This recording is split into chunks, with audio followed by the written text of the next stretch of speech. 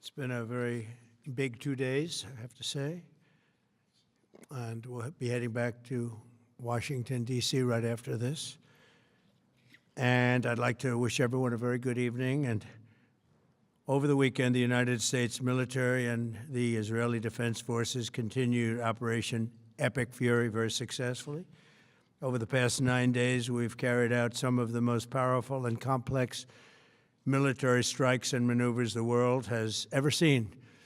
Now, you add that up to all of the other things, Midnight Hammer, getting rid of the nuclear threat from Iran, which was a big moment in history, in my opinion, and the great success we've had in Venezuela and all other places. Every place we've gone, we've had tremendous success.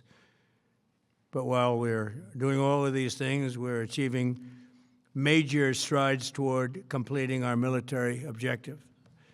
And some people could say they're pretty well complete. We've wiped every single force in Iran out very completely. Most of Iran's naval power has been sunk. It's on the bottom of the sea. It's almost 50 ships. I was just notified it's 51 ships. I didn't know they had that many. Didn't last very long. And these are fighting vessels.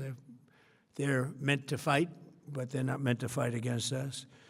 We continue to target Iran's drone and missile capabilities. Their drones are way down. Their drone manufacturing's been hit starting today. We know all of the places they manufacture the drones, and they're being hit one after another. Their missile capability is down to about 10%, maybe less. We're also hitting where they make missiles and where they deliver missiles. We've struck over 5,000 targets to date, some of them very major targets, and we've left some of the most important targets for later in case we need to do it. If we hit them, it's going to take many years for them to be rebuilt, having to do with electricity production and many other things. So we're not looking to do that if we don't have to. But they're the kind of things that are very easy to hit, but very devastating if they are hit. We are waiting to see what happens before we hit them. We could take them all out in one day, but it's all resulting in a 90% decline in various things, but in particular, Iranian missile launchers and 83% drop in drone launchers. As you know, the drone launchers are pretty well shot, but we're at over 90% decline in the Iranian missile launchers, which is very hard to reproduce and very hard to get. And usually what we were able to do through great equipment, a lot of smart people, as soon as they sent a missile up from a launcher, we were able to knock out that launcher within a period of 5 minutes or less, accurately right on the noggin. So now we have low-cost interceptors effectively combating Iranian drones, and our B-2 bombers recently dropped dozens of 2,000-pound bombs to destroy missile launchers all over Iran and buried deep under Iranian soil in many cases. The soil was no match. And we're also annihilating the manufacturing base that the regime uses to build drones and missiles at a rate that nobody thought was possible. We're knocking them out. We know where they all are. We're knocking them out very quickly. We're ahead of our initial timeline by a lot. I would say that we probably would not have thought after a month we'd be here, in addition to the fact that we've taken out the leadership twice and maybe 3 times. And we, as you know, we want to be involved. We don't want another president that maybe wouldn't be willing to do what I'm willing to do for the good of the world, for the good of our nation, to be stuck with the situation in 5 years or 10 years from now. So we think they should put a president in, or the head of the country in, that's going to be able to do something peacefully for a change. They've been doing this for 47 years, killing people for 47 years, whether it's the barracks or even the SS Cole where they were involved. Very strongly, they always denied it. But where they were very strongly involved in all of the people that died through the roadside bombs, died and are right now walking around with no legs, no arms, a face that's been so badly damaged. The Iranian regime has been attacking Americans and spreading terror for 47 years, and despite these countless opportunities to renounce their nuclear ambitions, which they had just a short while ago, they told Mr. Witkoff, who is standing right over here, they said, they actually said, we want to keep building. Essentially, in a real nutshell, we want to continue to build nuclear weapons. If we didn't knock out Midnight Hammer, if we didn't knock out their Iranian potential, if we didn't do that with Midnight Hammer, they would have had a nuclear weapon. They would have used it long before now. And at a minimum, Israel would have been annihilated. I was very lucky that we had the courage to do that we had the talented pilots and the great equipment. The B-2 bombers are unbelievable. We ordered 25 more, by the way. The newer, better version. It's we have the greatest military in the world. We have the greatest equipment in the world by far. You see that no matter where we go. You still need the people, though, to operate it and to use it. And those are the people that we cherish. Even after we obliterated their key nuclear sites in Operation Midnight Hammer, they never negotiated in good faith. They still continued to say, we want to build nuclear. We want enrichment at levels that were unacceptable. And they even turned down an offer for unlimited free nuclear fuel forever for civilian purposes. We had people offering them free nuclear fuel. They weren't interested in that because they wanted to build a nuclear weapon. So instead, the regime was trying to reconstitute its weapons program at a different site. They couldn't go back to where they were, the 3 sites that we obliterated, but they were starting work at another site, a different site, different kind of a site, and that was protected by granite. They wanted it protected. Granite's pretty good, but they wanted it protected by a lot deeper. They wanted to go a lot deeper, and they started the process while rapidly building conventional ballistic missiles. They were going to do it all at the same time. It threatened our overseas bases and soon could have reached even our homeland.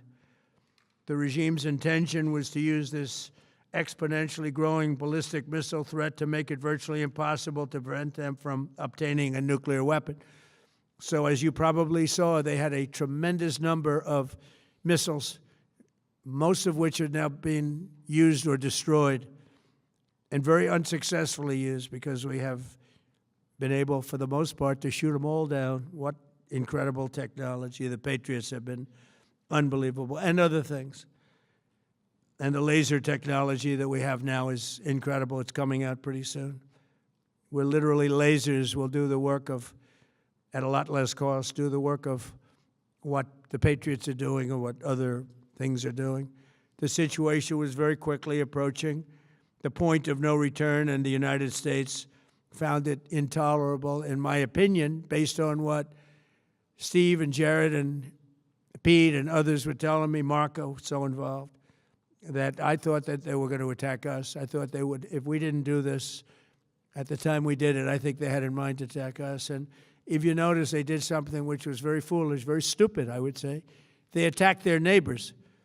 And their neighbors were largely neutral, or at least weren't going to be involved, and they got attacked. And it had the reverse effect. The neighbors came onto our side and started attacking them, and actually quite successfully. If you look at Saudi Arabia, you look at UAE, Qatar, and others, but they were strong and they were smart, but they got attacked. Nobody, when I first heard it, I said, no, somebody made a mistake. There was no mistake. UAE had over 1,000 missiles shot at it, knocked them almost all down. On the very first day I came down the escalator in 2015, I said, quote, I will stop Iran from getting nuclear weapons, and all I'm doing is keeping my promise. Think of that. That was in 2015 I said it. It was a threat then and a much bigger threat now, but no longer a threat, not for a long time anyway. We want to keep it that way. As we continue Operation Epic Fury, we're also focused on keeping energy and oil flowing to the world. and I will not allow a terrorist regime to hold the world hostage and attempt to stop the globe's oil supply. And if Iran does anything to do that, they'll get hit at a much, much harder level. I will take out those targets that were easy and that I mentioned just before. We'll take them out so quickly, they'll never be able to recover, ever.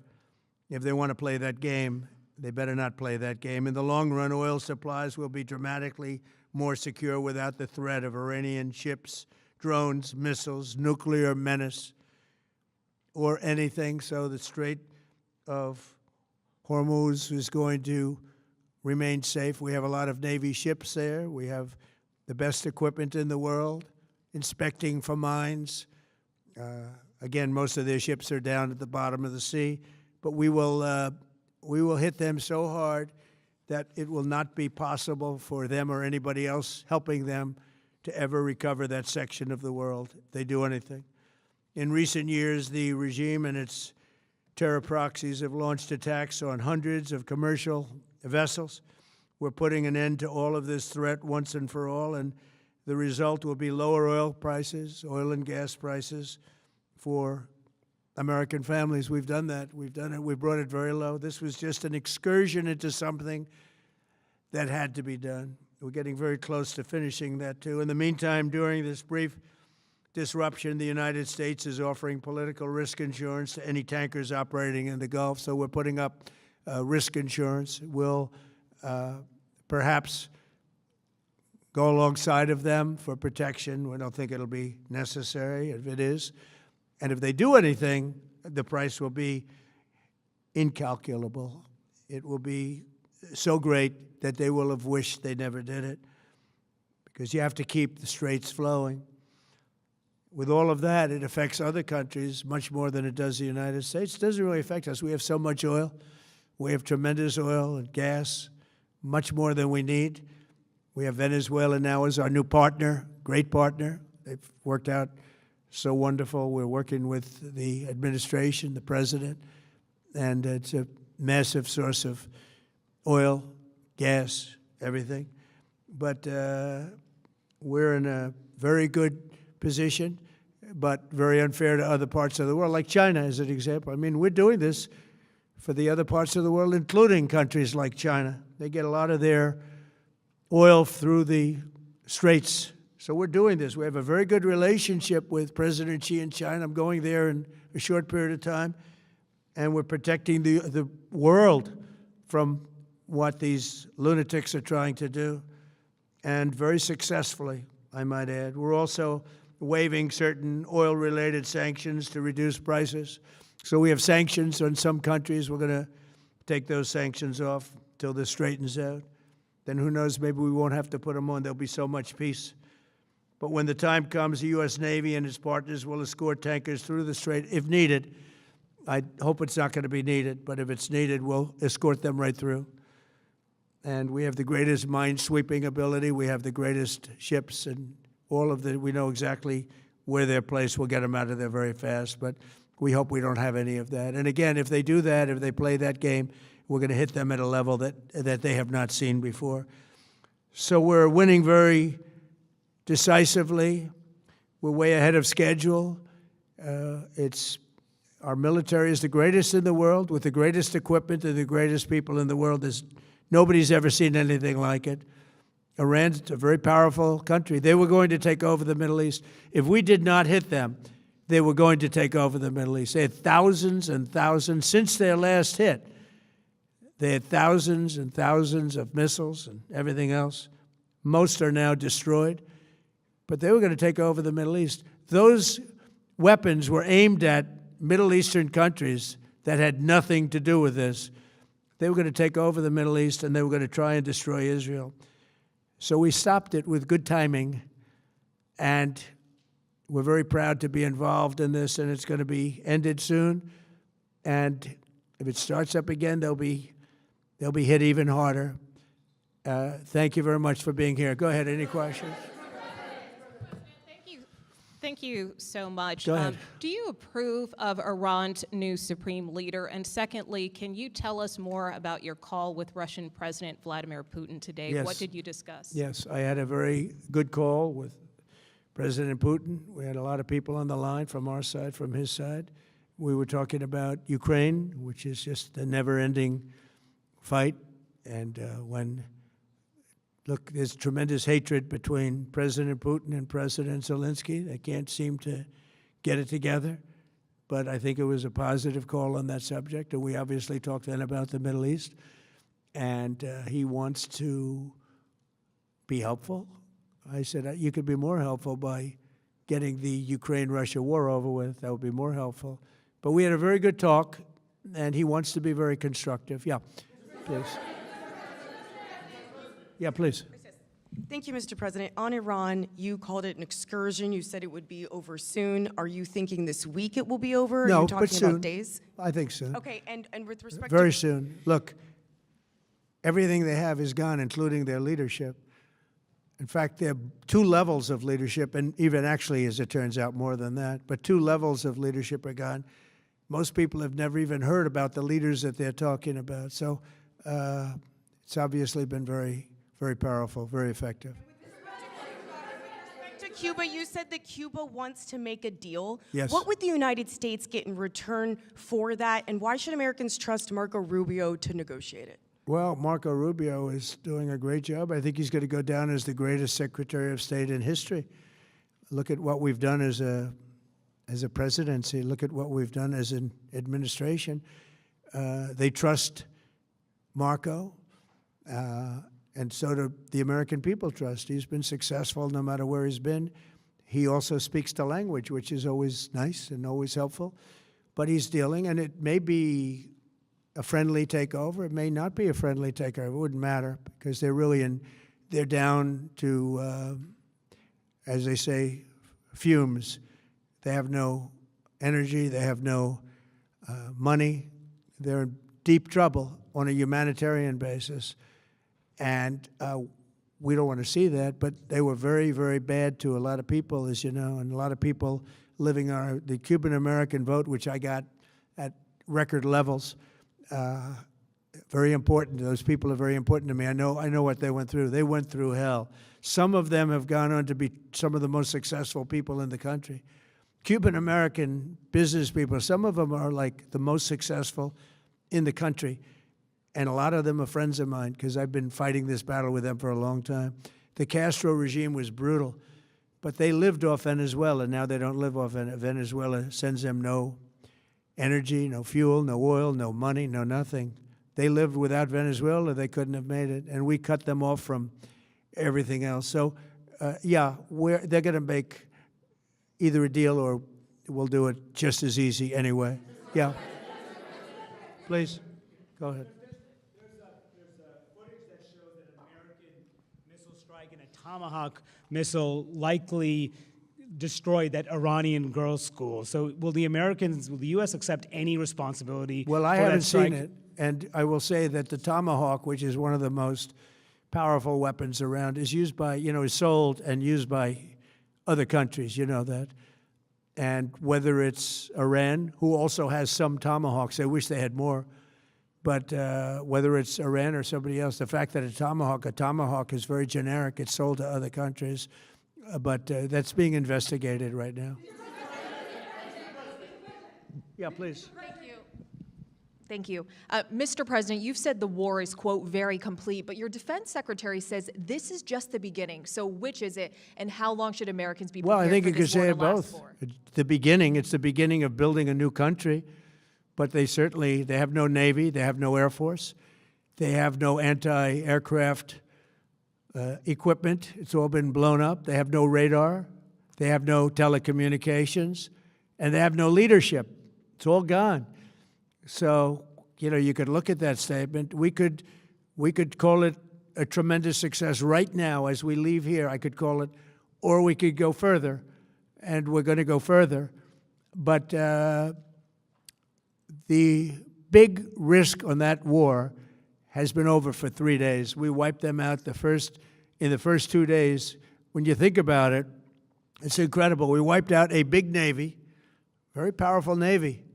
These were ships, these were serious ships. These were ships that you buy when you want to win battles. They're all on the bottom floor. The sailors are all running off their ships. They refuse to get on the ships. The Air Force is gone. Everything's gone. The missiles are down to a trickle. The drones are down to probably 25%, and they'll soon be down to nothing. We'll have where they manufactured the drones are under fire as we speak. They're being hit. So the rest is going to be determination as to my attitude, along with the people in the Trump administration, what we want to do. Thank you. Yeah, please. Can I ask you, you mentioned you were going to waive certain additional oil waivers or sanctions. Can you talk a little bit more about that and address in particular? Well, are you we're looking to considering keep the measures oil like- prices down. We went artificially up because of this excursion into a very positive thing. I mean, this was an excursion that a lot of people wouldn't have done. I knew oil prices would go up if I did this, and they've gone up probably less than I thought they'd go up. But I don't think anybody thought we were going to be this quickly successful. This was a military success, the likes of which people haven't seen. We have the best military. We have the best equipment. We have, I believe, the best generals. We have the best. And this went very quickly. We talked about that with President Putin. He was very impressed with what he saw because nobody's ever seen anything quite like it. You know, Iran was a very powerful military country with all of the missiles. Now, you had the double attack. You had the original attack with us and Israel, and that knocked them for a loop. Then you had the B-2 bombers, which took out their nuclear capability, and they would have had a nuclear weapon within 2 weeks to 4 weeks. And they would have used it long before this press conference, and we might have had a much different press conference if we had a press conference at all. But it's been amazing. The military success that we've had is truly unprecedented. You've told your congressional colleagues that you will not sign any piece of legislation until the Save America Act is passed. Does that include the confirmation of Senator Mullen as your next DHS secretary? Does that mean a DHS funding bill? And Senator Thune said today it's not a matter of whether or not your Republican colleagues agree with the policy, it's about changing the process. In other words, getting rid of the filibuster to get there. So in order to get it, you're going to need Democrat votes. And what we're saying is the Save America, not the SAVE Act, which nobody knew what it was, the Save America Act, the Save America Act. And that's voter ID. We want voter ID. When a voter, we want to be able to see a picture of the voter. We want to be able to see that the voter is legitimate. We want, very importantly, confirmation that this voter is a citizen of the United States of America, and we want no mail-in ballot scams. So we have exceptions for the military, for sick, for disabled, and for people that are away, business trips or whatever. Even vacations will be very liberal in that. We've added two things to it: no men in women's sports and no transgender mutilization of our children. We don't want it's mutilization of our children, and we don't want that. So we added those two things. That's the 5 points. We have 5 very good points. It polls at 86% with Democrats.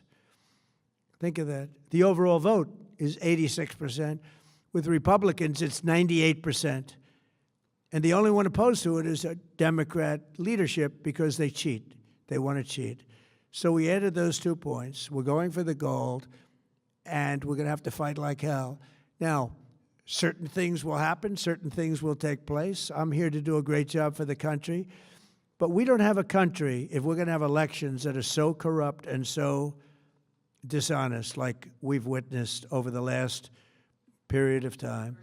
You know, as an example, virtually nobody has nobody has a system of mail-in ballots like we have. No other country in the world. France went away from it. They all went, you know why? Because it's corrupt. And Jimmy Carter, when he had a commission, frankly, I think it's probably the best thing Jimmy Carter did. He said, you can't have mail-in voting because it's inherently dishonest. And it's turned out to be totally dishonest, so we're going to fight for it. Yeah. Has Iran activated any sleeper cells inside the U.S.? There's reports that they have press that trigger button to activate those cells, at least abroad? Well, they've been trying for a long time. We've been very much on top of it. One of the things we have to do is get the Democrats to stop the Democrat shutdown, because, as you know, the apparatus that looks into that, Schumer and the Democrats have shut it down, which tells you they probably hate our country a lot. But the Democrats have to open that up. But we've got very, very good intelligence into that. We know a lot of different things that have happened that have been very bad. A lot of them came in during the Biden open border period, but we have them under, we've got them, we're watching every single one of them. Yeah, we know a lot about them. The biggest problem we have is the Democrat shutdown. We know a lot about them, but the shutdown doesn't allow us to do what we have to do.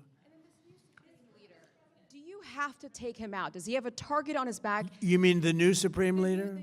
You mean the son? How can there be an Iran with Well, another I Ayatollah? don't want to say that, but you know, I was disappointed because we think it's going to lead to just more of the same problem for the country. So I was disappointed to see their choice. Thank you, sir. You've said you have someone in mind to be the new Iranian leadership, if not the Ayatollah's son. What are you looking for in that person? Are you looking at someone internal, given that you just said that their leadership has been I decimated like the and idea wiped of, out? you know, internal and eternal, come to think of it. But I like the idea of internal because it works well. I mean, I think we've proven that so far in Venezuela. We have a woman, Delcy, who has been, you know, president of the country, very respected, she's doing a great job. And it's, you know, no disruption. We had, as you remember, Iraq, where everybody got fired. The military got fired, the police got fired, the politicians got fired. There was nobody. And you know what they turned into? ISIS. And we don't want that. We don't want that. So I would like to see people that are inside go. Now, they talk about the son of the Shah. They talk about other people. But, you know, hasn't been there in many, many years. We have a formula that's been very good so far, and I think it'll continue to be good. The relationship is extraordinary with Venezuela, smart country. We've taken out 100 million barrels of oil. It's right now in Houston being taken care of and made so beautiful. And you have to see this at work. They have, it's brought to the refineries. It's being refined in Houston, which is made exactly for that product. And so far, but it's 100 million barrels of oil, and now they have another 100 million barrels coming. And it's like a partnership. We're getting along so well with them. It's great for Venezuela, and it's great for the United States. Yeah, please go ahead. Hi, Mr. President. You just suggested that Iran somehow got its hands on a Tomahawk and bombed its own elementary school on the first day of the war. But you're the only person in your government saying this. Even your defense secretary wouldn't say that when he was asked, standing over your shoulder on your plane on Saturday. Why are you the only person saying this? Because I just don't know enough about it. I think it's something that I was told is under investigation. But Tomahawks are used by others, as you know. Numerous other nations have Tomahawks. They buy them from us. But I will certainly, whatever the report shows, I'm willing to live with that report. Yeah, please. You said earlier that we've already won in many ways, but we haven't won enough. What do you consider enough? What's your baseline? Where they're this not going to conflict? be starting the following day to develop a nuclear weapon. Where they'll look at that man and some other people from the administration and say, all right, we're not going to do it. They were not willing to say that. And when Steve called up and he said that to me, I said, well, here we go. Let's do it the hard way. But the hard way, I think, is probably the easy way. When basically I can see that they will no longer have any capacity whatsoever for a very long period of time of developing weaponry that could be used against the United States, Israel, or any of our allies. We have great allies in the Middle East, great countries that are allies. And they were staying out of it until they got hit. Someday they'll have to do a story. Why did he do that? Why did they do that? But they were going to hit them. If I didn't hit them first, they were going to hit our allies first. I believe, upon information and belief, But I believe that he was going to, they were going to take over the Middle East. They were looking to take over the Middle East. Now, had Operation Midnight Hammer not taken place, that was definite, because they would have had a nuclear weapon within a matter of weeks. But that took place. That was a setback. But look at the number of missiles they were able to buy and make over the last 6 months. And those missiles were aimed at various countries. And when you look at over 1,000 missiles shot at like UAE, they were looking to take over the Middle East. We got there first. We're lucky. I'll tell you what, the Middle East and those countries, very rich countries, are very lucky that I was president instead of somebody else.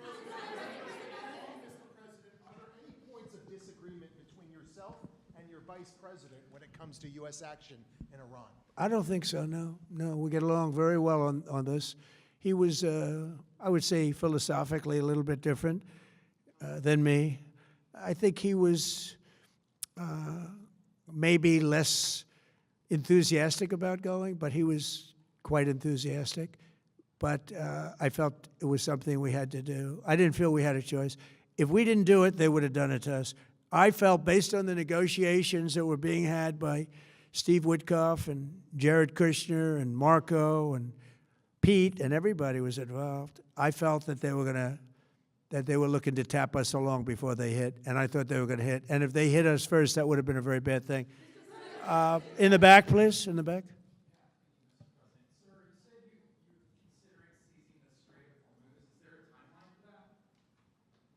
About the Strait, you mean? Yeah, well, I want to keep it open. I want to keep it good.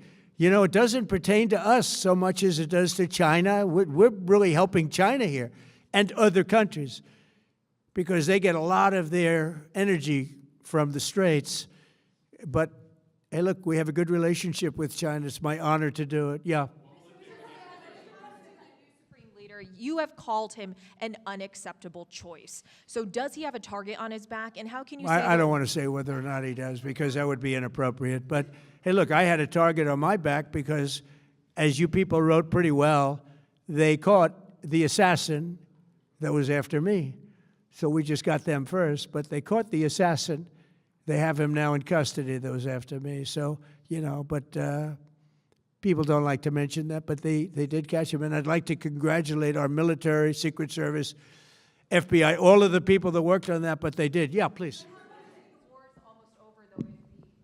Go ahead. No, go ahead, please. Thank you, Mr. President. You promised the Iranian people you would help them, but it sounds like you're willing to end this fight after your military objectives have wrapped up. Isn't that a betrayal of the people? Will I help them? I'd like to, if they can behave, but they've been very menacing. You know, they're great people. They have an amazing population. It's amazing, smart, brilliant, energetic. They have a great, I'd love to help them, but they have to be in a system that allows them to be helped. And right now they're in a system that only allows failure. And I don't want that. And I want a system that's not going to be attacking us. We want a system that can lead to many years of peace. And if we can't have that, we might as well get it over with right now. Yeah, please. President, as of today, there have been 8 U.S. military fatalities associated with the war in Iran. How many American deaths are you willing to have in this war? Well, as I said before, when you have conflicts like this, you always have death. And I was at Dover yesterday. I met the parents, and they were unbelievable people. They were unbelievable people, but they all had one thing in common. They said to me one thing, every single one: finish the job, sir. Please finish the job. And I'll leave you at that. Thank you very much, everybody. Thank you.